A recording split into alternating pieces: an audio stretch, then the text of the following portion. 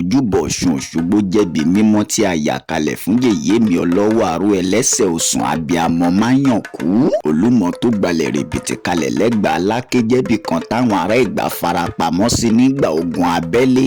Òkè Ìdànrè ga fíofío, àpáta àdìtú lóhun ìyàlẹ́nu mẹ́sàn-án tó gba gbogbo ẹsẹ̀. Omi ẹ̀rìn Ìjẹ̀ṣà ń dàbí ọ̀ṣọ̀rọ̀ òjò yanilẹ́nu. Àdìtú ọ̀nà méje, ààbò igbó ewébẹ̀ àpáta tí ò ṣeé pínyà. Ó dùn wò lójú, ó tutù bí omi ọyẹ́, àṣírí omi ẹ̀mí.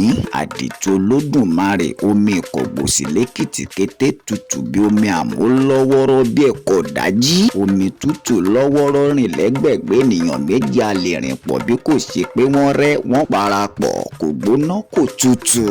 Ta ló sọ pé Yorùbá ò láṣà? Káìkàìkàì, Yorùbá tòun ti ṣẹ̀ṣe. Ẹ lọ sílé Ifẹ̀ kẹ́ ẹ lọ wàṣà àti ìṣe ọmọ káàrọ̀ oòjíire. Tẹnu kọ́ tètè bọ̀lì kọ́.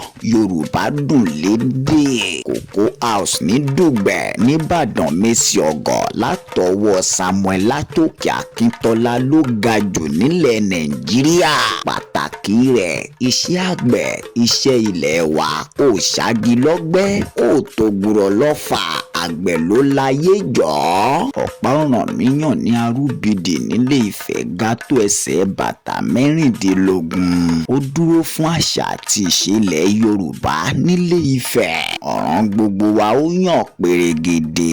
Gbọ̀ngàn Màpó tí a kọ́ sórí òkè Màpó ń bẹ nìbàdàn Mèsì Ọ̀gọ̀. Tí kíkọ́ rẹ̀ jọ tàwọn òyìnbó amúnisìn ń bẹ nípínlẹ̀ Ọ̀yọ́. Tí a ṣí látọwọ́ Captain Ross ní 1929. Tá a fi kọ́ gbọ̀ngàn Màpó fódìdí ọdún 4 gbáko.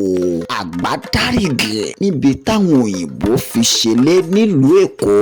Sọ ìtàn nípa bí òwò ẹrú ṣe bẹ̀rẹ̀ àti bó ṣe parí.